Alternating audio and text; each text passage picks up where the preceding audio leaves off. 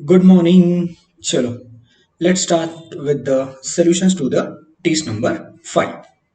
Hope so अभी तक आप लोग अच्छे से पढ़ रहे होंगे, आप लोगों ने अच्छे से प्रैक्टिस भी किया होगा।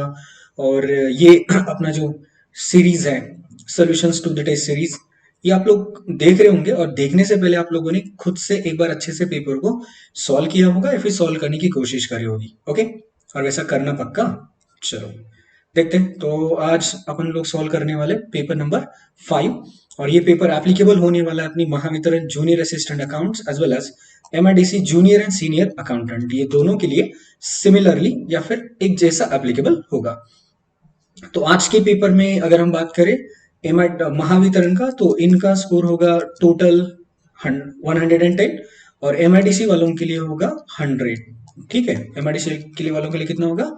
100 मार्क्स का पेपर होगा। ओके, चलिए तो let's start with the question number 1। Which of the following is incorrect pair? Which of the following is incorrect pair? ठीक है, तो देख लेना। यहाँ पर हम लोगों को क्या क्या दिया पहले हम देख लेते हैं। यहाँ पर हमको पर्सनल अकाउंट दिया है, यहाँ पे रियल अकाउंट दिया है और यहाँ पे नॉमिनल अकाउंट दिया है। फिर वापस से वही है, ऑप्शन ए में personal real nominal, option B में personal real nominal, option C personal real nominal. Likewise option number 4 में भी क्या दिया? Personal real nominal. इसका मतलब यहाँ पर हम लोगों को 3 ऑप्शन दिए रहेंगे, बस हमें देखना है कि क्या वो पर्टिकुलर पर्सनल रियल नॉमिनल में नॉमिनल की हेडिंग में कवर होता है कि नहीं होता है। अगर होता है तो पेयर करेक्ट रहेगा, जहां पे नहीं होता वो पेयर इनकरेक्ट रहेगा। राइट, तो ये क्वेश्चन इस तरीके से सॉल्व करना है हमको। देखते हैं। ड्रॉइंग अकाउंट तो ये पर्सनल होता है। लूज टूल्स, टूल्स ये हमारी एसेट्स होती है, मतलब ये रियल अकाउंट है, बराबर। एडवर्टीजमेंट अकाउंट, अरे भाई एडवर्टीजमेंट हमारा एक्सपेंस है कि नहीं, तो ये कहां पर होगा? नॉमिनल अकाउंट में कवर होगा। राइट, चलिए मतलब ऑप्शन ये तो हमारा बराबर है। अब आते हैं अपन ऑप्शन नंबर बी पे। Latur municipal corporation, Latur municipal corporation ये क्या है? तो सर ये आर्टिफिशियल जुडिशियल पर्सनल है, तो ये पर्सनल अकाउंट है। ठीक है। Goodwill being an intangible assets, ये हमारा रियल अकाउंट होता है। इंटरेस्ट, ठीक है, इंटरेस्ट ये हमारी नॉमिनल अकाउंट होती है। इंटरेस्ट हमारी क्या होती है बेटा? नॉमिनल अकाउंट होती है। राइट, मतलब ऑप्शन बी भी अपना करेक्ट पेयर है। ऑप्शन बी भी अपना क्या बेटा? करेक्ट पेयर है। चलिए next, personal account, loan account. ठीक है, क्या बोलता है? Loan account. देन क्या लिखा है? बैलेंस ऑफ पिटी कैश, ये रियल अकाउंट है being an asset. Right, wages, wages for, क्या बोलते हैं? Wages for machinery repairs, that is wages paid for the repairs of machinery, ये क्या होता है बेटा? अपना नॉमिनल होता है, मतलब ऑप्शन सी भी अपना सही पेयर जा रहा है। राइट, आगे देखते हैं अपन। पर्सनल अकाउंट क्या लिखा है? आउटस्टैंडिंग सैलरी, ये पर्सनल रिप्रेजेंटेटिव में जाता है। आउटस्टैंडिंग सैलरी किस में जाता है? पर्सनल रिप्रेजेंटेटिव में जाता है, तो ये करेक्ट है। फिर क्या लिखा देख लेना। रियल कॉपीराइट क्या होता है? अपना रियल अकाउंट होता है। Copyright being an asset, copyright अपनी क्या है? इंटेंजिबल एसेट है, तो ये भी क्या होगा? अपना रियल। नॉमिनल में क्या लिखा देखो? Wages paid for installation of AC, air conditioner को ऑफिस में एक एयर कंडीशन लगवाया, उसकी इंस्टॉलेशन के लिए वेजेस पेड करें, है ना? ये नॉमिनल में जाता है क्या? नहीं, क्योंकि ये वेजेस वाली जो अमाउंट है ना बेटा, हम लोगों को करनी होती है कैपिटलाइज। क्या करनी होती है? कैपिटलाइज करनी होती है। That wages paid for the installation of machinery has to be debited to the AC account, air condition account. Right, तो ये गलत है। तो ये अमाउंट अगर कैपिटलाइज है तो ये अपनी क्या बन जाती है बेटा? एसेट बन जाती है। इनफैक्ट ये क्या होना चाहिए? अपना रियल अकाउंट होना चाहिए। ये कौन सा अकाउंट होना चाहिए? अपना रियल अकाउंट होना चाहिए। That's why option number D is incorrect pair. That's why option number D is incorrect pair. Okay, चलिए होप्स आपको क्वेश्चन नंबर 1 का आंसर मिल गया होगा। Now coming back to the question number 2। Mr. Arun paid rupees 32,500 as income tax from current account. Income tax from current account। एक बात बताइए, income tax की पेमेंट, इनकम टैक्स की पेमेंट ये पर्सनल एक्सपेंडिचर है ना? इनकम टैक्स की payment अगर अपनी पर्सनल एक्सपेंडिचर है तो ये एक तरीके से ड्रॉइंग हो गया। और आपको पता है अगर जब हम ड्रॉइंग करते हैं तो ड्रॉइंग की वजह से कैपिटल घटता है, ड्रॉइंग की वजह से कैपिटल घटता है, एडिशनल कैपिटल की वजह से कैपिटल बढ़ता है कि नहीं? अगर ड्रॉइंग की वजह से कैपिटल बढ़ेगा तो आपको पता है कैपिटल के इंक्रीज होने पर हम उसको क्या करते हैं बेटा? क्रेडिट करते हैं। और कैपिटल के डिक्रीज होने पर हम उसको क्या करते हैं बेटा? डेबिट करते हैं। कैपिटल के इंक्रीज होने पर क्रेडिट, कैपिटल के डिक्रीज होने पर डेबिट। तो क्वेश्चन में क्या पूछा है देख लेना, वही पूछा है। A current account the payment the dash account will be debited. Dash account will be debited, कि भैया कौन सा अकाउंट डेबिट होगा इसमें से, इनकम टैक्स अकाउंट डेबिट होगा क्या, नहीं। बैंक अकाउंट डेबिट होगा क्या, बिल्कुल नहीं। बैंक अकाउंट इनफैक्ट यहाँ पे क्रेडिट होना चाहिए, क्या होना चाहिए, क्रेडिट होना चाहिए, राइट। और क्या लिखा आगे, कैपिटल अकाउंट, करेक्ट, यही उसका आंसर है। देखिए बोला तो था, कैपिटल के घटने पर हम उसको क्या करते हैं, डेबिट करते हैं, that's why capital account has to be debited. चलो ठीक है, not to be shown in the business books, ये तो गलत ही ऑप्शन है वैसे, राइट। चलिए नेक्स्ट क्वेश्चन, ये क्वेश्चन इंपॉर्टेंट है, एकदम बेसिक सा क्वेश्चन है लेकिन दिमाग बहुत खाएगा, देख लेना ये, ठीक है। मैं क्या बोल रहा हूँ, ये एकदम बेसिक सा क्वेश्चन है लेकिन बहुत दिमाग खाएगा, अच्छे से याद रखना इसको।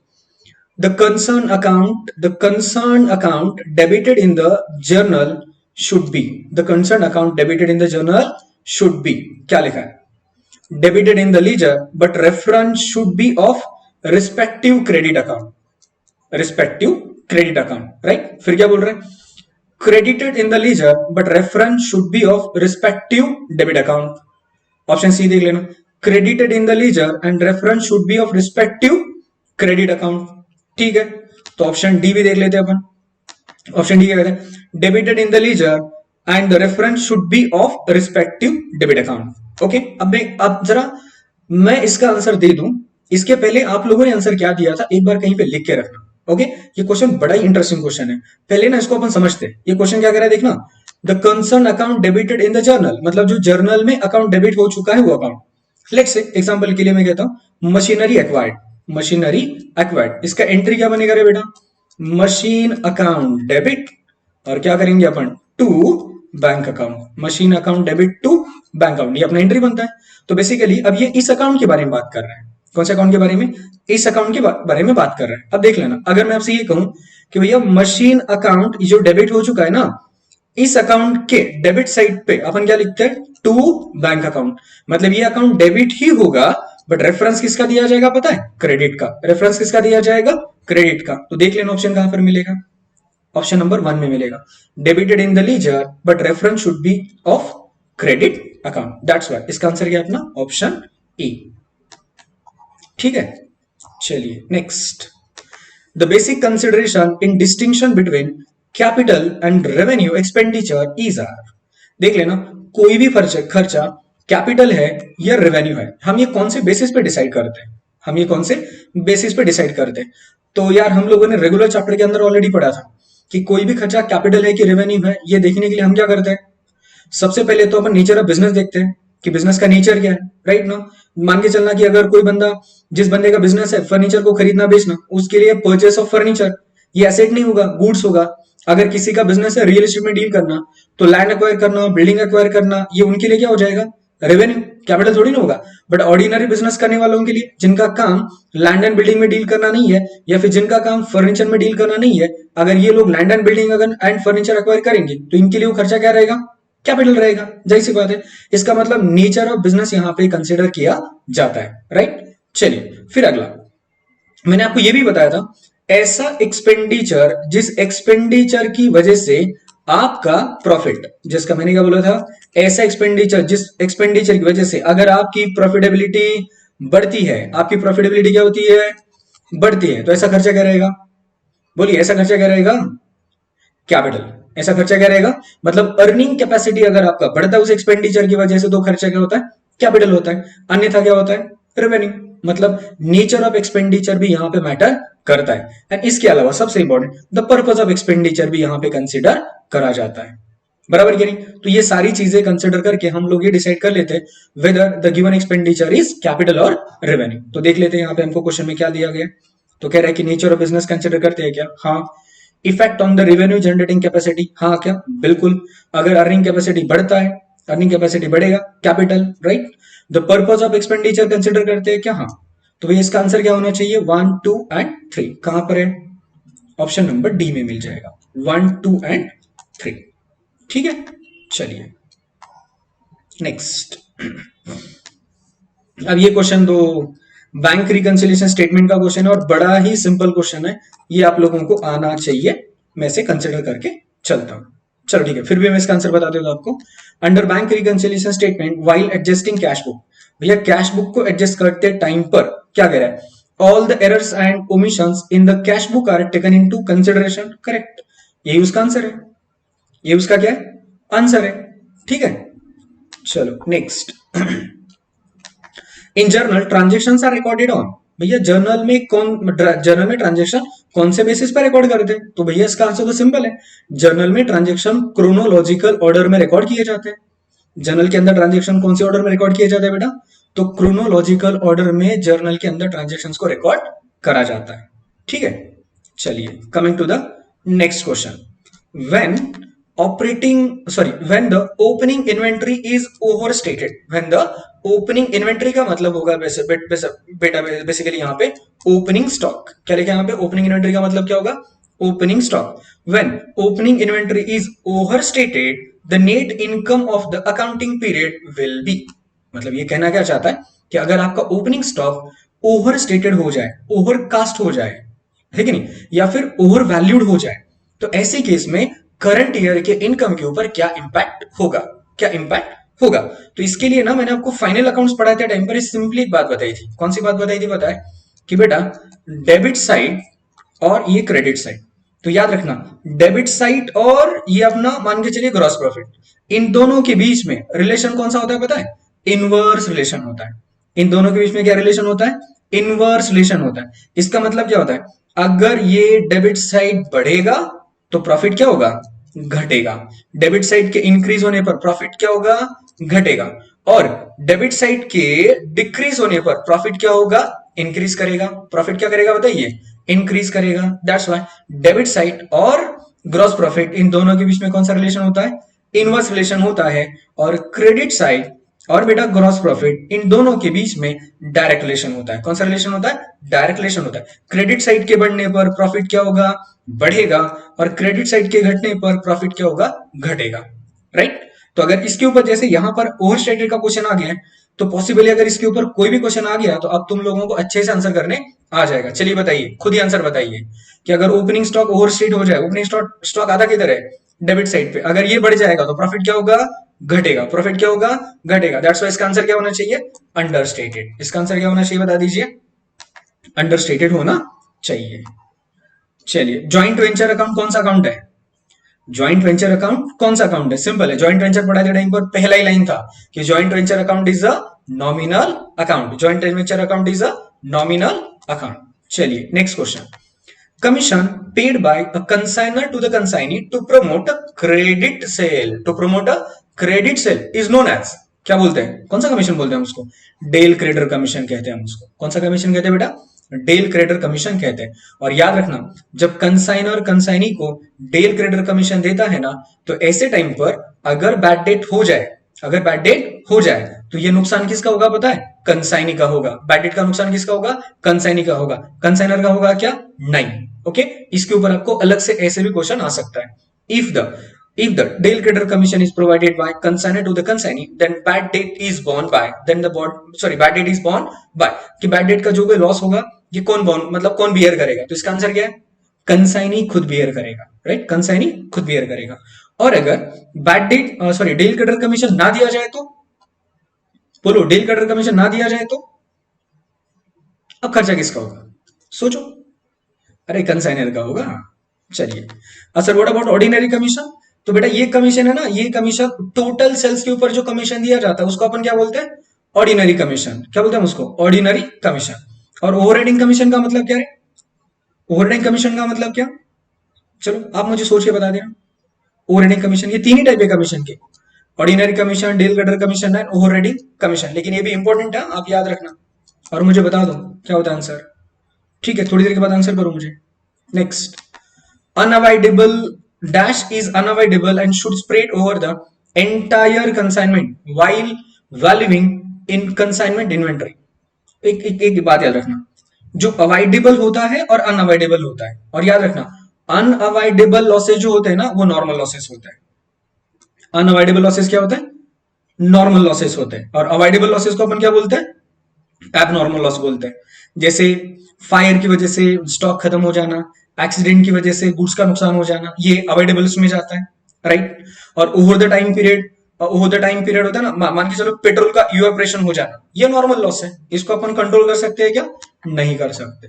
ठीक है, चलिए next. A purchase of 1,870 rupees by check has been wrongly posted in the cash book as 1,780 1,780। तो याद रखना ये 1,870 माइनस 1,780, इन दोनों का डिफरेंस कितना आ जाएगा पता है? मोटा मोटी इन दोनों का डिफरेंस आ जाएगा 90 रुपीज। कितना डिफरेंस आ जाएगा? 90 रुपीज। तो अब किसी भी एंगल से ना आंसर ये होगा ना आंसर ये होगा, ना आंसर ये होगा ना आंसर ये होगा। अब इसकी वजह से इंपैक्ट क्या होगा? This has the impact of increase the bank balance bye ₹90। यही उसका आंसर है। बैंक बैलेंस डिक्रीज करेगा क्या? नहीं। बैंक बैलेंस डिक्रीज करेगा क्या? नहीं। ठीक है, कैश में कम पेमेंट कर दी इसलिए बैंक में अब ज्यादा रखिएगा। चलिए नेक्स्ट, ब्रेव लिमिटेड, देखने कंपनी है called brave limited issued 60,000 shares. इस कंपनी ने कितने शेयर इशू कर दिए बेटा? 60,000 शेयर इशू कर दे। और याद रखना दिस इट्स अ क्वांटिटी, ये क्या है? नंबर ऑफ शेयर्स है। एट ₹9 ईच, मतलब ये शेयर की फेस वैल्यू कितनी है बेटा? 9 rupees. Okay, the application money, अरे हाँ टोटल, और देखना एप्लीकेशन मनी कितना इनका? ₹2।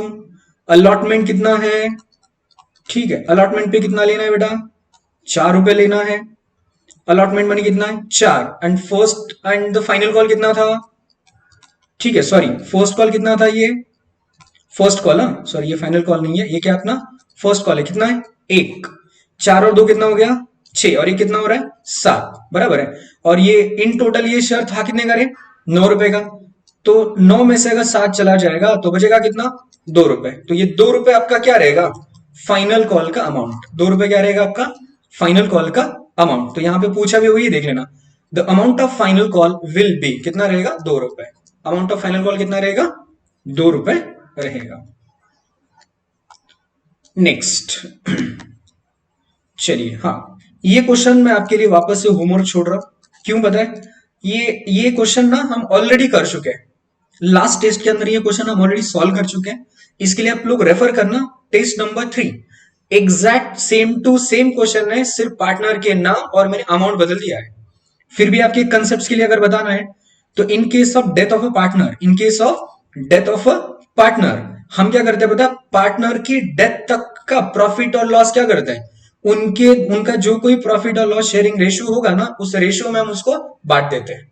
हम रेशियो में क्या करते हैं? उनके बांट देते हैं। तो यहां पे बोला क्या गया पता? कि 3 पार्टनर है, कोई तो 3 पार्टनर है, उनका प्रॉफिट कितना था बेटा? 75,000 था। बी का यहाँ पे डेथ हो चुका है और यहां पर आपको तारीख दी है। बस आपको क्या करना है? उस पर्टिकुलर ईयर का प्रॉफिट डिवाइड कर देना उतने नंबर ऑफ मंथ में, और ये बी वाले पार्टनर के शेयर के साथ उसको कर देना मल्टीप्लाई। तो जो कोई आंसर आएगा वो आपका फाइनल आंसर रहेगा, राइट? आना भी चाहिए आपको। चलिए next, Asian paints limited issued ₹100 each. उन्होंने शेयर इशू किया है, मतलब उस शेयर की फेस वैल्यू कितना बोल रहे हो बेटा? ₹100 बोल रहा है। और प्रीमियम कितना है? 25%। मतलब भैया यहां पर ये सिक्योरिटीज प्रीमियम अकाउंट कितना लिया जा रहा है पता आपको? ₹25। और अगर ये 125 मिला दिया जाए तो ये क्या बनेगा उसका? 125 रहेगा उसका इशू प्राइस। क्या रहेगा? Issue price. Narendra Modi who has 2000 shares, Narendra Modi के पास कितने शेयर्स थे? 2000 शेयर्स थे of Asian paint limited. Fail to pay first and final call. Narendra Modi ji ने क्या नहीं दिया? फर्स्ट एंड फाइनल कॉल नहीं दिया of ₹5। Okay, the premium was taken by, अब ये सबसे इंपॉर्टेंट यहां पर है, देख लेना, the premium was taken by the Asian paint limited at the time of allotment. मतलब ये जो कोई शेयर है ना, मिस्टर नरेंद्र मोदी के पास दो हजार शेयर थे। कितने वाले? ₹100 वाले शेयर थे। अब नरेंद्र मोदी जी ने क्या किया कि जो ₹5 का कॉल मनी था वो नहीं दिया। दिया है क्या? नहीं दिया। लेकिन नरेंद्र मोदी जी ने अलॉटमेंट का पैसा भर दिया है, और इसी अलॉटमेंट के साथ सिक्योरिटीज प्रीमियम भी रिसीव हो चुका है। सिक्योरिटीज प्रीमियम भी रिसीव हो चुका है। यहां तक तो यही है, आगे देखते हैं। On the forfeiture of this share, the amount to be debited to the securities premium account will be amount to be debited to the securities premium account will be। आप सोचना ये क्वेश्चन बड़ा ही ट्रिकी क्वेश्चन है। अब यहाँ पे पूछा क्या गया पता है? कि अगर हम ये शेयर को फोरफिट कर देंगे, शेयर को क्या करेंगे अपन? फोरफिट कर देंगे। तो आपको तो पता ही होगा शेयर फोरफिट करने के लिए अपन क्या करते हैं? जो इशू का एंट्री बनाते हैं ना, एकदम उसका रिवर्स एंट्री बना लेते हैं। एकदम हम क्या करते हैं उसका रिवर्स एंट्री बना लेते हैं, राइट। तो ऐसे टाइम पर अब ये सिक्योरिटीज प्रीमियम अकाउंट कौन से अमाउंट से डेबिट होगा। और याद रखना ये क्वेश्चन में ट्रिकी इसलिए बोल रहा था क्योंकि अब तुम देखोगे कि 5,000 होगा, 10,000 होगा, 15,000 होगा, लेकिन इसका आंसर क्या है बेटा पता है, नील। इसका आंसर क्या है, नील। उसका आंसर यहाँ पे छुपा है, देख लेना। अगर आपको सिक्योरिटीज प्रीमियम रिसीव हो जाता है तो कैंसिल होता है क्या बेटा, नहीं। वो कैंसिल होता है क्या, नहीं होता। That's why securities premium account will be debited with nil account, मतलब इनफैक्ट वो डेबिट होने वाला है क्या, नहीं। बट अगर इसी क्वेश्चन में अगर वो आपको ये पता चलता कि securities premium is yet to be paid, yet to be received, तो ऐसे टाइम पर अपन सिक्योरिटीज प्रीमियम अकाउंट को डेबिट करते करते कि नहीं करते, ठीक है। ये क्वेश्चन इंपॉर्टेंट था, याद रखना। चलिए नेक्स्ट, अगर ये किसी को नहीं समझा है तो हमारी जो टेस्ट सीरीज का फोल्डर है ना, उसमें अकाउंटिंग फॉर शेयर कैपिटल का चैप्टर ऑलरेडी मैंने मतलब डाल दिया है, वहां पर आप देख लेना, बहुत इंपॉर्टेंट कंसेप्ट है ये। नेक्स्ट देखते हैं अपन question. As per section 37 of the Indian Partnership Act 1932, Indian Partnership Act 1932, the executors would be entitled at their choice to the interest calculated from the date of death of the partner till the date of payment। अरे यार simple सी बात है, अगर किसी partner की death हो जाए, अगर किसी पार्टनर की डेथ हो जाए तो भैया उनके लीगल रिप्रेजेंटेटिव या फिर उनके एग्जीक्यूटर को कौन से रेट ऑफ इंटरेस्ट से रेट इंटरेस्ट दिया जाता है एज पर सेक्शन 37। तो उसका आंसर क्या पता है, 6%। कितना आंसर है उसका, 6% उसका आंसर है, याद रख लेना। चलिए नेक्स्ट देख लेना क्या लिखा है। Ashwini limited sent out certain goods to Monika of Ahmedabad, मतलब ये कंसाइनमेंट का केस है। यहां पर अश्विनी कौन है, कंसाइनर, और ये मोनिका कौन है, कंसाइनी, ठीक है। उन्होंने गुड्स भेजे, आगे क्या बोला है, 1/10 of the goods where lost. 1/10 goods क्या हो चुके हैं, लॉस्ट हो चुके हैं। 1/10 गुड्स मतलब कितना बेटा, 10% गुड्स लॉस्ट हो चुके हैं, ठीक है ना। In transit the invoice value of the goods were कितना था रे, 25,000, मतलब टोटल गुड्स की प्राइस कितनी थी, मतलब सॉरी जो गुड्स लॉस्ट हो चुके हैं उसका प्राइस कितना है, 25,000। तो आगे हमसे पूछा गया the invoice value of the goods sent out on the consignment will be. अरे भैया बड़ा सिंपल है, इधर सुनो, इधर सुन लेना। मैं कहता हूं 10% या फिर 1/10 के लिए कितना है भैया, 25,000 है। तो बताओ 100 के लिए कितना, तो बताओ 100 के लिए कितना। अब ये तुम लोगों को आना ही चाहिए, ये तुम लोगों को आना ही चाहिए। सिंपल है, क्या करोगे रे, क्या करोगे बोलो, 25,000 इंटू 100 अपॉन में क्या कर दोगे आप, 10। जो इसका आंसर आएगा वही आपका फाइनल आंसर रहेगा, ठीक है। चलिए मैं कैलकुलेट नहीं कर रहा हूं, कर लो आपके एंड पे। नेक्स्ट देख लो, direct to home limited purchase a land. Direct to home limited ने लैंड खरीदा, okay, land and building from sunlight, मतलब एक कंपनी है दूसरे कंपनी से लैंड बिल्डिंग खरीद रहा है, खरीदने तो कोई दिक्कत नहीं।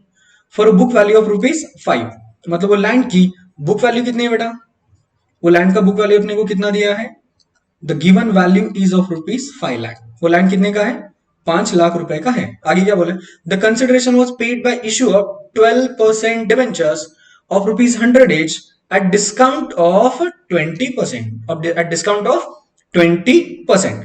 ओके आगे क्या बोला जा रहा है, the debentures account will be credited with. अरे यार बहुत सिंपल है, बहुत बहुत बहुत सिंपल है।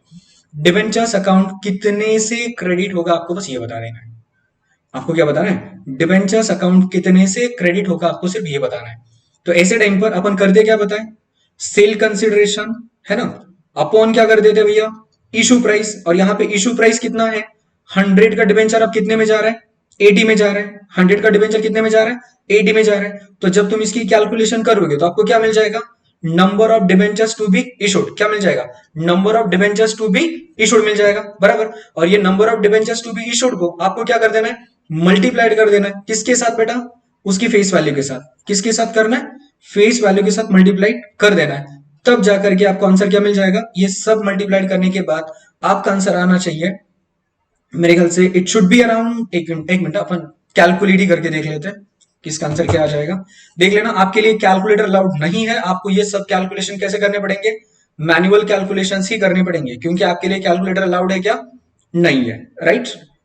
तो चलो, तो इसका आंसर आ जाएगा 6,25,000। इसका आंसर क्या आ जाएगा, 6,25,000 आ जाएगा। क्यों, क्योंकि इसका आंसर आ रहा है 6,250। इतने नंबर ऑफ डिवेंचर्स आपको देने हैं।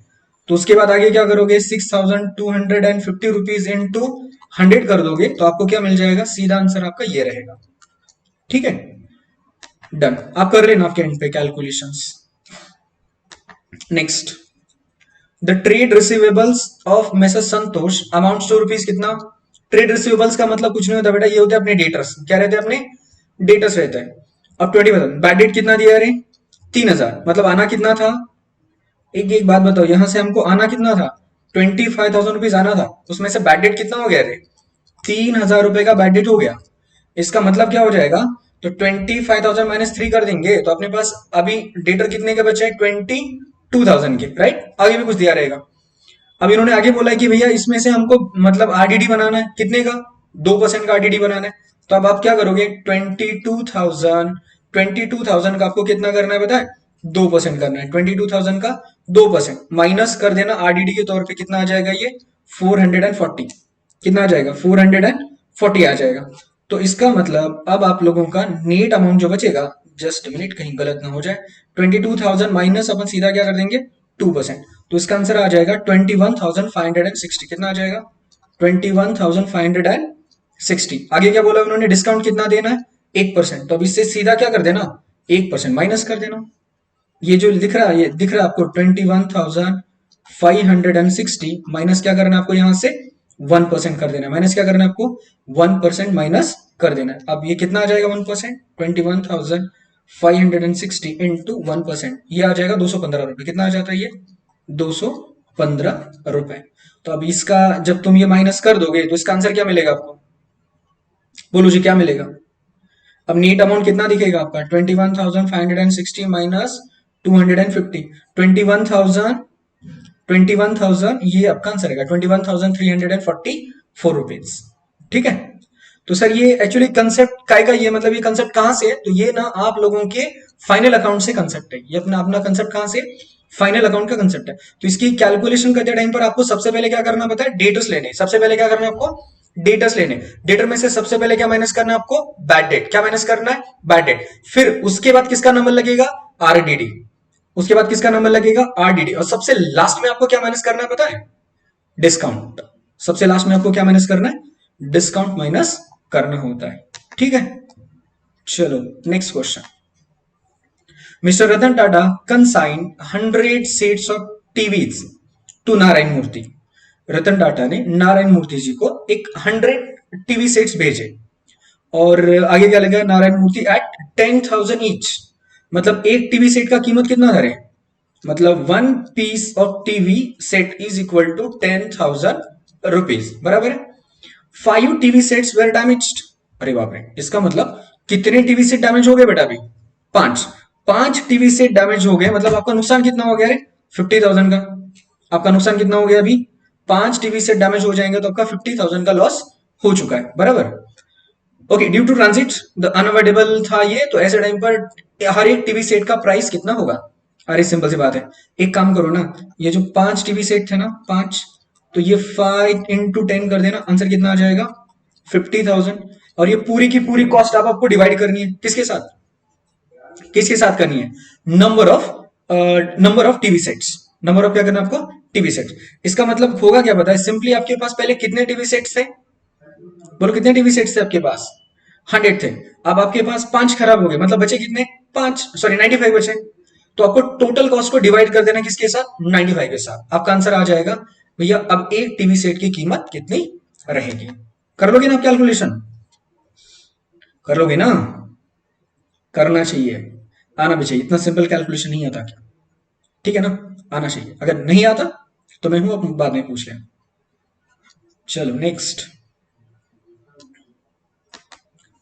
Parle limited issued 5,015% debentures of ₹100 each। मतलब 5,000 नंबर ऑफ डिबेंचर इशू किए जा रहे हैं, और उसकी फेस वैल्यू कितनी है बेटा, 100। और प्रीमियम कितना दिया जा रहा है उसके ऊपर, 10। मतलब अब इसकी इशू प्राइस कितनी बन गई, 110 rupees. These debentures were to be redeemed at कितने पे, 4। मतलब प्रीमियम देना 4 रुपए हर एक के ऊपर।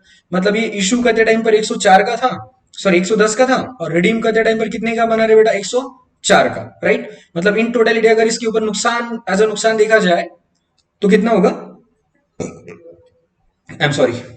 तो कहां तक थे अपन? हाँ, 4 भी इशू हो गया। Each after 5 years amount to be credited to, अरे यार हम क्या इतना ज्यादा डी में पढ़ने की जरूरत नहीं है। क्वेश्चन पूछ क्या रहा है? Amount to be debited to securities premium. अरे भाई कितना है? अरे नंबर ऑफ डिबेंचर्स कितने थे? 5,000। प्रीमियम कितना है? ₹10। तो आंसर कितना आ जाएगा? 50,000 रुपीज। किधर है 50,000? ये उसका आंसर है। हम खाली भी मैं सोच रहा था कि कितना अल्टीमेट लॉस वगैरह कितना होगा, वो तो हमें पूछा ही नहीं यार। सिक्योरिटीज प्रीमियम का पूछा है। ठीक है। Bad debt, okay. A bad debt recovered account during the year is, अरे हाँ ये क्या है? अपनी कैपिटल रिसीट है, रेवेन्यू रिसीट है, कैपिटल रिसीट है, या फिर सॉरी रेवेन्यू एक्सपेंडिचर था, या फिर रेवेन्यू रिसीट है। तो bad debt recovered is revenue receipt. Bad debt recovered is revenue receipt. आप इसको आईएमपी करके रखो बेटा। बैड डेट रिकवर्ड क्या होता है अपना? रेवेन्यू रिसीट होता है। ठीक है। चलिए next. Bajaj auto limited issued 25,000 equity shares of ₹10 each payable eight, मतलब शेयर की फेस वैल्यू कितनी थी? ₹10। फिर देखो एप्लीकेशन के ऊपर कितना था? Payable eight ₹2 on application, application के ऊपर ₹2। नेक्स्ट क्या लिखा है?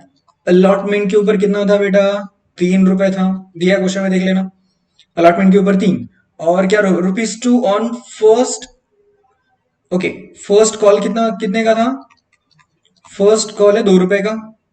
And balance on final call, ठीक है, बैलेंस ऑन फाइनल कॉल मतलब 3 और 2 कितना होगा? 3 और 2 कितना हो गया? 5, 6, 7। मतलब फाइनल कॉल के ऊपर हमें लेना कितना है? 3। फाइनल कॉल कितने का होगा? 3 का होगा, राइट।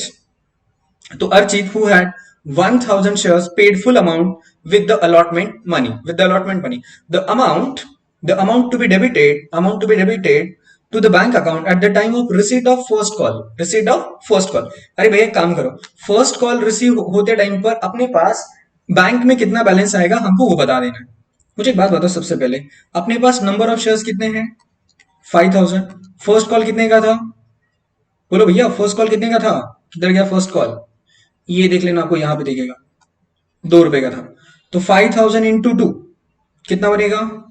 नहीं कुछ अपन गड़बड़ तो नहीं कर रहे ना? अलॉटमेंट मनी, एक मिनट, जस्ट मिनट, ऊपर देख लो एक बार क्या आपको दिया? 1,000 पेड इन द फुल, ठीक है, ₹2।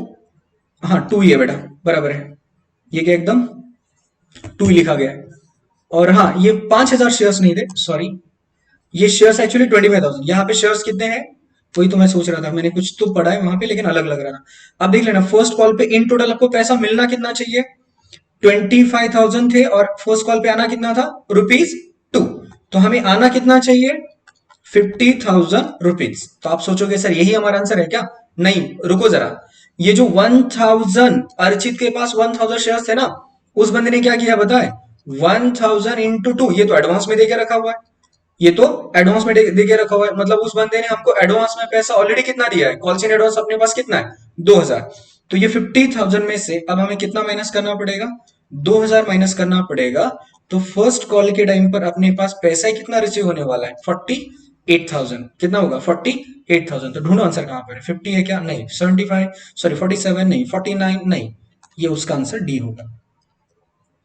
एक काम करना, मैंने किस तरीके से सॉल्व किया है आप इसको आईएमपी करके एक बार दोबारा देख लेना, ठीक है? नहीं तो काम करता हूं, आपको मैं दोबारा समझा देता हूँ। इसी क्वेश्चन को मैं क्या कर देता हूँ, एक काम करना, this explanation is given for the, अब वो गिवन क्वेश्चन था याद रखना, अभी जो अपन डिस्कस कर रहे थे उसका है। इधर सुनो, टोटल नंबर ऑफ शेयर्स कितने थे अपने पास? 25,000 शेयर्स थे, है कि नहीं? और फर्स्ट कॉल कितने का था? ₹2 का।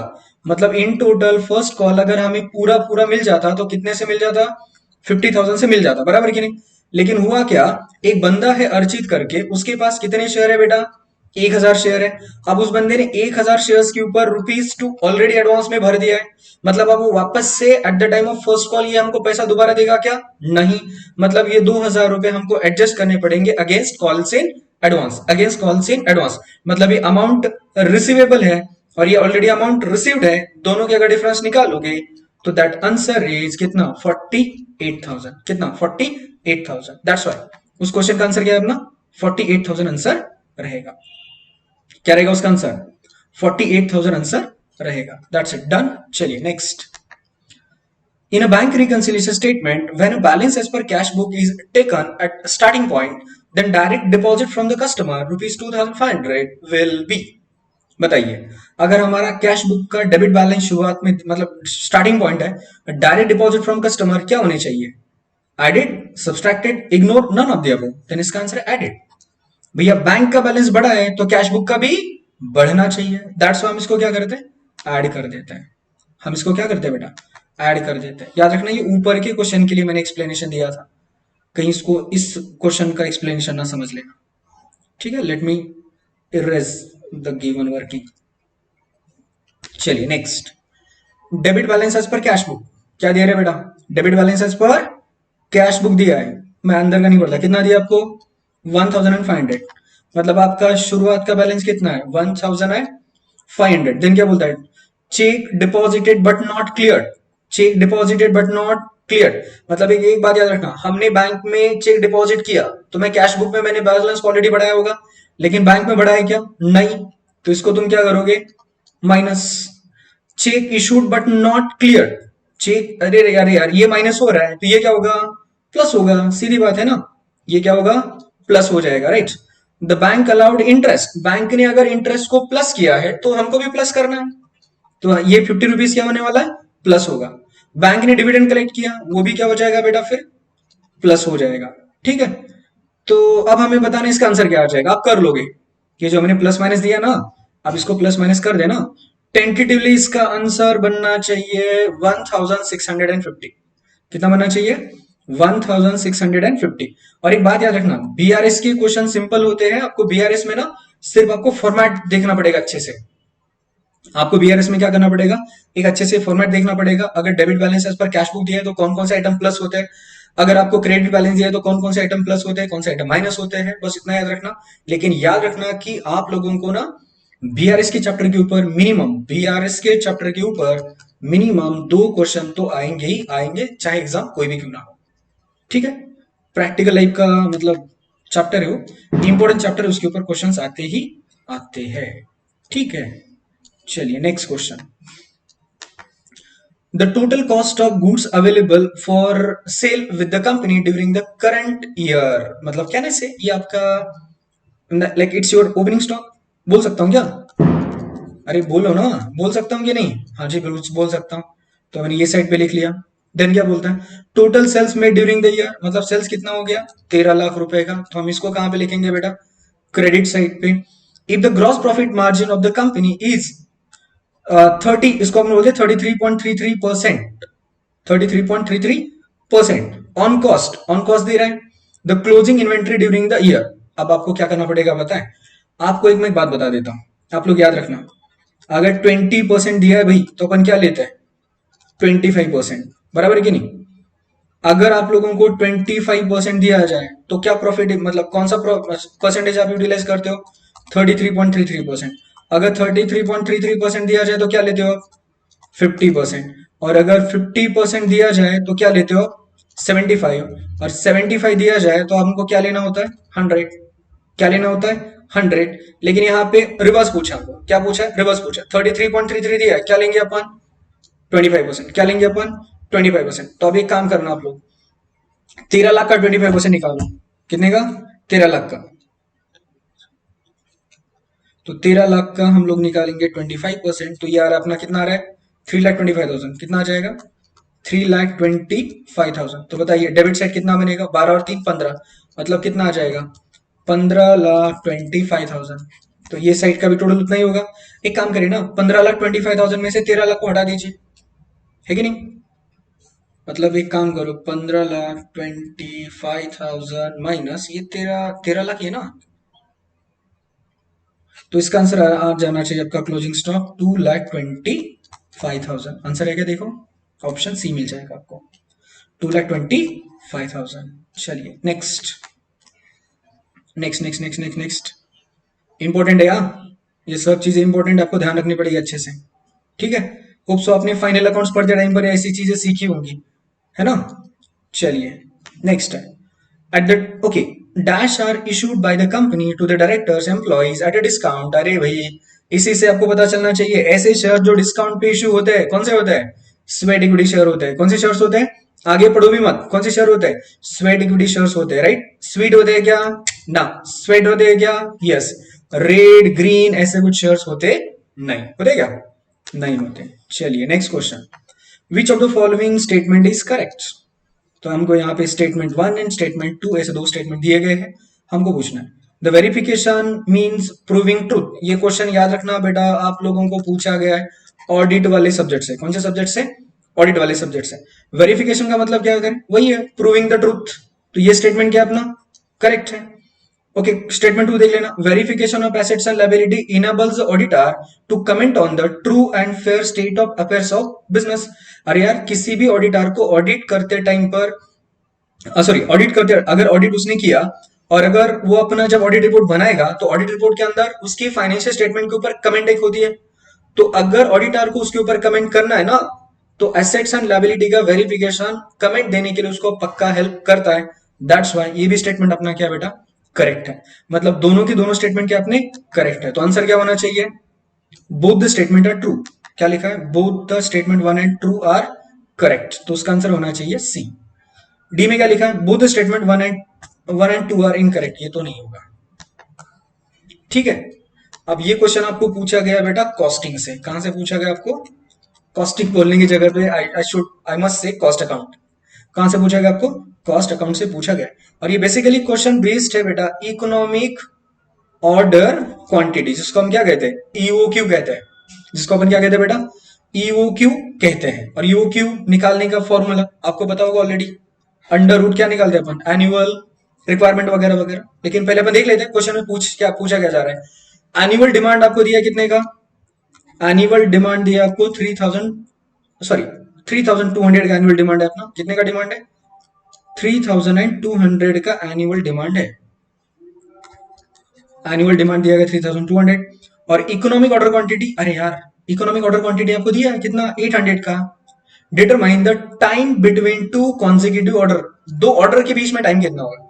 सबसे पहले तो एक तुम काम करो, इसको डिवाइड कर देना 800 से। कितने से? 800 से। कितना निकलेगा आंसर आपको? बोलिए। 4 आ जाएगा बराबर। अब मुझे एक बात बताना, अगर इसका मतलब आप लोगों को total total order, number of order कितनी प्लेस करेगी एक साल में? 4। एक साल में ऑर्डर कितनी प्लेस करनी है? 4। मतलब अगर आप 12 डिवाइडेड बाय 4 कर दोगे तो बता देना ऑर्डर कितना मिलेगा आपको? 3। ऑर्डर कितना मिलना? 3 गैप रहेगा आपका। कितना? 3। ठीक है। चलिए ये क्वेश्चन हमने ऑलरेडी डिस्कस किया था, इजी वन है। चलिए next one. As per minimum wages act 1948 adolescent means. अरे बेटा एडोलिसेंट का डेफिनेशन है। और याद रखना ये जो क्वेश्चन यहां से स्टार्ट हो रहे हैं ना, ये लेबर लॉ के क्वेश्चन है। ये कौन से लॉ के क्वेश्चन है बेटा? लेबर लॉज के क्वेश्चन है। और एडोलिसेंट, वहां पर एडोलिसेंट की डेफिनेशन क्या दी गई ये बताए? डेफिनेशन क्या दी गई? ऐसा बंदा जिसका एज किसके दरम्यान है? 14 टू, बोलो बेटा, 14 टू 18। 14 टू 18 वही पूछा है। The person who has completed his कितना? 14 and years of age but not had attend, कितना कंप्लीट नहीं हो उसका? 18। तो इसका आंसर क्या होना चाहिए? 14 16 नहीं, 16 ऑप्शन में नहीं है। 18 18, यहां पर 18 18 है बट यहां पे 15 है, ये भी नहीं है। 14 ये उसका करेक्ट आंसर रहेगा। ठीक है। चलो next. Minimum minimum wages shall be reviewed. याद रखना, अप्रोप्रिएट गवर्नमेंट को हर 5 साल के बाद, मिनिमम हर 5 साल के बाद, 5 साल के मतलब up to the year of 5, आपको क्या करने होते हैं? मिनिमम वेजेस को रिवाइज करना होता है। मिनिमम वेजेस को रिवाइज करना होता है। तो इसका आंसर क्या? Option number D. इसका आंसर क्या होगा बेटा? Option number D.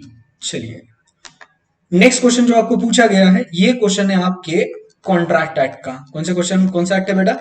Contract act 1872। और ये क्वेश्चन जो आपको पूछा गया ना, खास करके ये क्वेश्चन डिजाइन किया गया है ऑफर से रिलेटेड। किससे रिलेटेड? ऑफर से रिलेटेड। और आपको पता होगा offer should be clear, complete, definite, final. Offer should be what? Clear, complete, definite, final. चलिए तो देखते हैं इनमें से ऑफर, वैलिड ऑफर कौन सा है ये पूछा जा रहा है। वैलिड ऑफर कौन सा है? पहला क्या लिखा है? अ garment store give the following advertise. अरे यार एक बात बताऊं क्या, advertisement given in the newspaper ये ऑफर नहीं होता है, इनविटेशन टू ऑफर होता है। ये ऑफर होता है क्या? नहीं। अगर ये ऑफर ही नहीं है तो वैलिड ऑफर होने का कोई सवाल है क्या? नहीं। आगे पढ़ना भी मत। P says to Q, I will sell you a digital camera. चलो ठीक है, पी ने क्यू को क्या बोला कि मैं तुम्हें अपना डिजिटल कैमरा बेचता हूं। P owns 3 different types of digital cameras of the various prices. ये भी आंसर अपना करेक्ट नहीं है। क्यों? ऑफर, मैंने क्या बोला था, offer should be clear, complete, definite and final. ये ऑफर क्लियर है क्या? कौन सा कैमरा उसने बोला है क्या? नहीं ना यार, इसलिए इसका आंसर क्या है? Incorrect, option C. ऑक्शनरीज, और एक बात बताऊं आपको, ऑक्शनरीज भी जब बोलते हैं ना, ऑक्शनरीज डिस्प्ले करेंगे, ऑक्शनरीज बिड के लिए कॉल करेंगे, वो भी क्या होता है? Invitation to offer. मतलब ये भी उसका आंसर है क्या? नहीं। मतलब ए बी सी, अगर तीनों ऑफर नहीं है तो वैलिड ऑफर कौन सा बचेगा अपना? Option number D. आगे देखना ही नहीं है। आगे देखना है क्या? नहीं। तुम चाहो तो देख लेना बाद में। Next, which of the following is correct? इसमें से करेक्ट कौन सा है बताइए।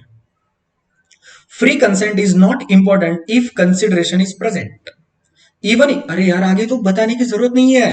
आपको पता है क्या, एक वैलिड कॉन्ट्रैक्ट बनने के लिए there has to be offer acceptance, party competent होनी चाहिए, और सबसे important, the consent of party must be free. The consent of party must be free. अब फ्री कहां से होनी चाहिए? It should not involve coercion, misrepresentation, undue influence, ऐसे कुछ होना चाहिए? इन्वॉल्व नहीं होना चाहिए। अगर है तो कॉन्ट्रैक्ट वैलिड होता है क्या? नहीं। तो ये करेक्ट है क्या? नहीं, ये करेक्ट नहीं है।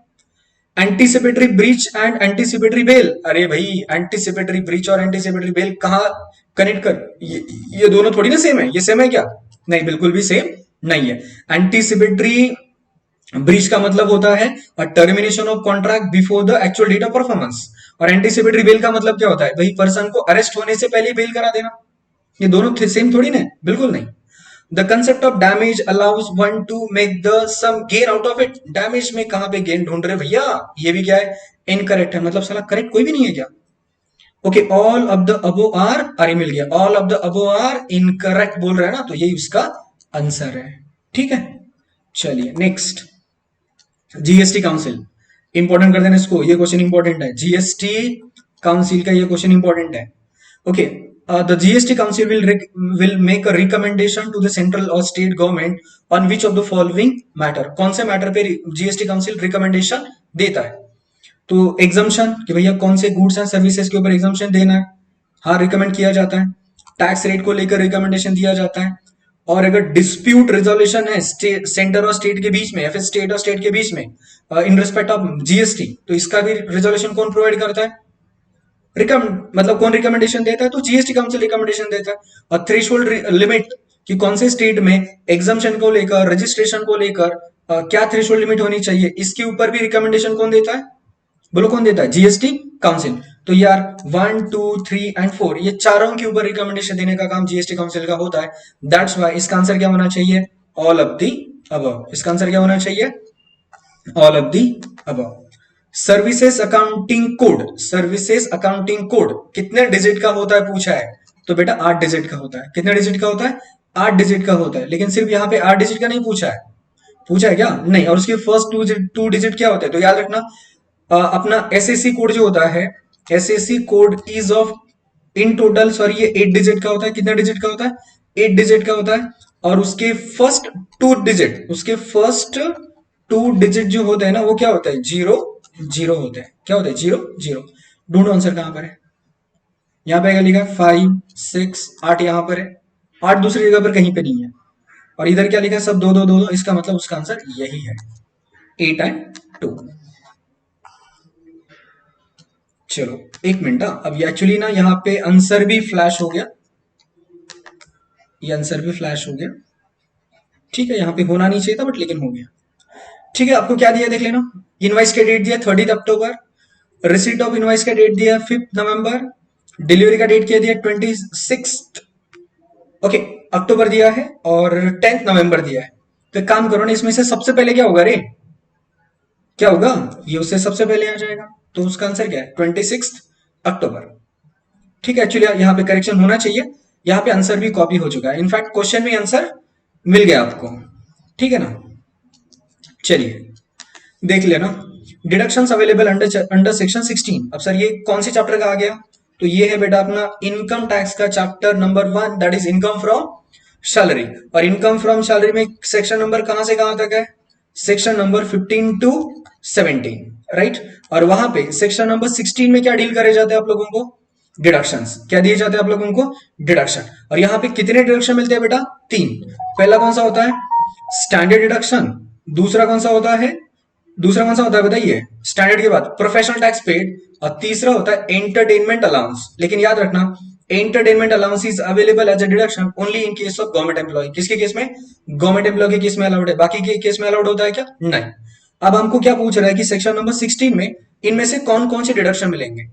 स्टैंडर्ड डिडक्शन ऑफ 50,000 मिलता है क्या? यस, मिल जाता है। एंटरटेनमेंट अलाउंस का मिलता है क्या? यस, मिल जाता है। प्रोफेशनल टैक्स पेड का मिलता है क्या? यस, मिल जाता है। एलआईसी प्रीमियम पेड का मिलता है क्या? नहीं मिलता बेटा। एलआईसी प्रीमियम पेड का आप लोगों को डिडक्शन मिलता है सेक्शन नंबर 80 सी में मिलता है। सेक्शन नंबर 16 में मिलता है क्या? नहीं मिलता है, लेकिन कहां पे मिलता है? सेक्शन नंबर 80 सी में मिलता है। और एचआरए, भाई एचआरए तो पार्टली टैक्सेबल अलाउंस है। एचआरए क्या है? पार्टली टैक्सेबल अलाउंस है। इसका और सेक्शन नंबर 16 का कोई लेना देना है क्या? नहीं। इसका मतलब कौन कौन से डिडक्शन मिलते हैं आपको? 1, 2 एंड 3। तो देखना ऑप्शन में कहां पे मिलेगा। 1 एंड 2, 3 यहां पर है क्या? 1, 2, 3, ये फोर्थ नहीं मिलता। ये तो बिल्कुल नहीं है। 1, 2 एंड 3 ये उसका आंसर होना चाहिए। 1, 2, 3 उसका आंसर होना चाहिए। चलिए, basic exemption limit in case of senior citizen. अब आपको ये पता ही होना चाहिए फॉर द असेसमेंट ईयर 23-24 जो बेसिक एग्जाम्पशन लिमिट दी गई है किन लोगों को? किन लोगों को? सीनियर सिटीजन को। जो बेसिक एग्जाम्पशन लिमिट दिया गया ना वो कितने रुपीस का है बेटा? 3 लाख रुपीस का। कितने लाख रुपीस का है बेटा? 3 लाख रुपीस का ये बेसिक एग्जाम्पशन लिमिट दिया गया है। तो इसका आंसर है 3 लाख रुपीस। ठीक है। An individual is said to be resident in India where. मतलब ये जो क्वेश्चन आप लोगों को पूछा गया ना, ये पूछा गया है section number 6 of income tax and 1961। आपको पता है जहां पे रेसिडेंशियल स्टेटस के अंदर हम लोग दो कंडीशन चेकआउट करते हैं, है कि नहीं? एक कौन सी होती है? Basic condition. और दूसरी कौन सी होती है बेटा? एडिशनल कंडीशंस होती है। और बेसिक कंडीशन में दो कंडीशंस आती है, लाइक 1 एंड 2, नहीं तो ए और बी। अगर इन दोनों में से कोई एक भी कंडीशन सेटिस्फाइड हो गया तो हम उसको क्या बोलते हैं? रेसिडेंट। हम उसको क्या बोलते हैं? रेसिडेंट बोलते हैं। ठीक है, तो देखो यहां पे क्या लिखा है। An individual is said to be resident. अरे अभी बता दिया कि अगर ये बेसिक कंडीशन में से दोनों में से एक हो गया तो उसको अपन क्या बोलते हैं? रेसिडेंट बोलते हैं। देख लेना, वन दिया वहां पे, ही is in India in the previous year for कितना? 182 डेज और मोर। मतलब ये अपनी बेसिक कंडीशन का पहला कंडीशन है। डन। टू क्या लिखा? He is in India for 60 days और more during the previous year and 365 days और more during the last 4 immediately preceding previous year. ये भी है कि नहीं? अब देखो नीचे बोला गया कि वो रेसिडेंट कब मान लिया जाएगा? ही सेटिस्फाइज ओनली वन कंडीशन। अगर सिर्फ वन कंडीशन सेटिस्फाई करता है तो वो रेसिडेंट होता है। ऐसा है क्या? नहीं। अगर वो सेकंड करेगा तभी रेसिडेंट बनेगा, राइट? और नेक्स्ट क्या बोल रहा है? Only two condition. अरे वापस से नहीं, अगर वो फर्स्ट करेगा तभी रेसिडेंट बनेगा, right? Satisfy only 1 and 2 condition. Satisfy only 1 and 2 condition, मतलब एक ही कर देगा तब भी होगा क्या? अब यहाँ पे एंड नहीं होना चाहिए, यहाँ पे क्या होना चाहिए? और होना चाहिए, राइट? इसलिए ये ऑप्शन क्या हो गया? गलत। Satisfy either of the condition. Either लिखा है, ईदर का मतलब क्या होता है बेटा? और। ईदर का मतलब क्या होता है? और होता है, इसलिए इसका करेक्ट आंसर क्या है? Option number D. आईएमपी कर देना। ऐसे ही इंटरेस्टिंग क्वेश्चन आपको सिर्फ हमारी टेस्ट सीरीज में मिलेंगे। आपको इस टाइप का क्वेश्चन ढूंढ के भी नहीं मिलेगा, गूगल पे भी नहीं मिलने वाला, पक्का नहीं मिलेगा। चाहो तो देख लेना। नेक्स्ट क्वेश्चन अपना, विच of the following statement is correct. इसमें से कौन सा स्टेटमेंट करेक्ट है? अब ये जो क्वेश्चन आपको पूछा गया ना, ये पूछा गया है सेक्शन नंबर 17 से, जहां पर हम लोग डिस्कस करते हैं परक्विजिट का टैक्स ट्रीटमेंट। हम लोग क्या डिस्कस करते हैं? परक्विजिट का टैक्स ट्रीटमेंट। और ये जो परक्विजिट आपको पूछा गया है ना, ये इंटरेस्ट फ्री और कंसेशनल लोन का ट्रीटमेंट आपको, सॉरी, परक्विजिट आपको पूछा गया है। जहां पे आपको मैं शॉर्ट में बता देता हूं, अगर एम्प्लॉयर ने एम्प्लॉय को लोन दिया है 20,000 रुपए तक का, तो इसके मतलब कंसेशन से दिया है या फिर इंटरेस्ट फ्री दिया है तो ये एग्जाम्प्ट होता है। ये क्या होता है? एग्जाम्प्ट होता है। बट हम कंपैरिजन कैसे करते हैं सर? एसबीआई का लेंडिंग रेट चेक करते हैं as on first day of the previous year actual rate के साथ। अगर एक्चुअल रेट कम है तो दोनों का डिफरेंस आपके लिए क्या कहलाता है? टैक्सेबल परक्विजिट कहलाता है। डिटेल में पढ़ा हमने इनकम फ्रॉम सैलरी वाले चैप्टर में, राइट? फिर पेसिफाइड डिसीज के लिए अगर एनी अमाउंट ऑफ लोन लिया जाए, लेकिन सिर्फ किसके लिए? पेसिफाइड लोन के लिए, ये भी क्या होता है बेटा? एग्जाम्प्ट होता है। तो ये दो केस में एग्जाम्प्ट होता है, बाकी केस में क्या होता है? टैक्सेबल। इसका मतलब अगर 20,000 के अंदर है तो एग्जम्प्ट, राइट। चलो, तो हम लोगों को ना इनकरेक्ट स्टेटमेंट पूछा, मतलब रॉन्ग स्टेटमेंट पूछा है, right. Interest free loan from employer to the employee is exempt perquisite irrespective of amount, ये गलत है। Irrespective of the amount exempt नहीं है, 20,000 रुपए तक एग्जम्प्ट है, इसलिए पहला स्टेटमेंट क्या हो गया, रॉन्ग। दूसरा देख लेते हैं, interest free loan from employer to employee is exempt perquisite up to ₹20,000। Interest free loan from employer to the employee is exempt from, अरे ये बराबर है, ये क्या अपना स्टेटमेंट बराबर है, ये ट्रू है, ये क्या अपना फॉल्स है, ये ट्रू है, राइट। देन देख लेना, interest free loan from employer to the employee is exempt perquisite where the loan is taken for treatment of specified disease, ये भी राइट है, ठीक है। इंटरेस्ट फ्री लोन और concessional loan from employer to the employee is taxable perquisite where the loan exceed to the 20,000, मतलब ये भी क्या बेटा करेक्ट है। मतलब ऑप्शन अपना बी सी डी ये क्या है, करेक्ट है। और इनकरेक्ट कौन सा है फिर अपना ए, इनकरेक्ट स्टेटमेंट कौन सा अपना बेटा ये है, राइट। टफ लगा होगा ना, हाँ यार। और कॉम्पिटिटिव एग्जामिनेशन के, आप कॉम्पिटिटिव एग्जामिनेशन में ना आप लोगों को इतना डीप में जाना भी पड़ता है, कवर करना पड़ता है आप लोगों को। आपके पास कुछ आ रहा है क्या, नहीं। देखो, अभी वापस से इनकम फ्रॉम सैलरी वाला चैप्टर आ गया, है कि नहीं। इनकम फ्रॉम सैलरी वाला चैप्टर आ गया। अब इसमें आपको पूछा क्या गया, अगर वो बंदा ट्रांसपोर्ट सिस्टम में इन्वॉल्व है तो भैया हम उसको क्या करते हैं, 10,000 रुपए तक एग्जाम्शन दे देते हैं। क्या करते हैं हम उसको, 10,000 रुपए तक की एग्जाम्शन प्रोवाइड कर देते हैं, ठीक है। आप कंप्यूट कर लोगे, मैंने उसका आंसर अल्टीमेटली आपको बता ही दिया है, राइट। चलिए, एडवांस सैलरी चार्जेबल, तो याद रखना सैलरी को हम कैसे चार्ज करते हैं, salary is taxable on due और receipt, whichever is what earlier, that's why advance salary is taxable in the year of receipt, in the year of receipt। तो आंसर क्या होगा, in the previous year when it is due, नहीं, in the previous year when it is received, correct, ये उसका answer है। तो इसका answer क्या होना चाहिए बेटा, बी।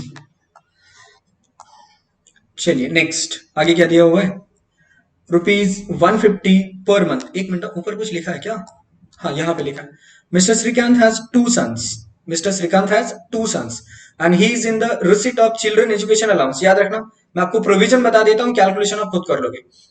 याद रखना क्या प्रोविजन आपका, अगर हम लोगों को चिल्ड्रन एजुकेशन अलाउंस मिलता है तो ये एग्जाम्प्ट होता है कितना, ₹100 पर मंथ, ₹100 पर मंथ, मतलब कितना रे, ₹100 इंटू 12 कर दोगे तो कितना आ जाएगा, ₹1,200 पर मंथ पर चाइल्ड। और मैक्सिमम कितने चाइल्ड अलाउड है, 2। मतलब मुझे एक बात बता देना, श्रीकांत की केस में maximum deduction on account of children education allowance कितना होने वाला है, 2,400। अब तुम देख लेना क्वेश्चन के अंदर उसको एक्चुअल में कितना मिल रहा है, टोटल नंबर ऑफ चाइल्ड कितने हैं, और एक्चुअल रिसीट से एग्जाम्पशन हटा देना, आपको टैक्सेबल का आंसर मिल जाएगा, ठीक है।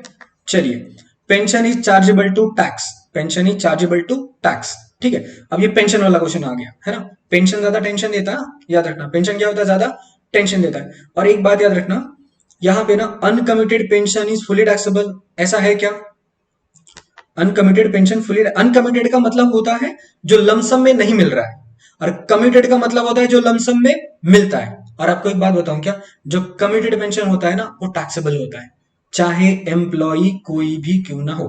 कमिटेड पेंशन क्या होता है बेटा, फुली टैक्सेबल होता है दोनों के केस में। किसके केस में बेटा, दोनों के केस में। तो इसका आंसर है यहाँ पे डी, इसका आंसर क्या, D.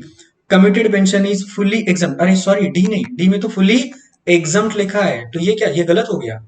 Uncommuted pension is fully taxable in case of government and non government employ.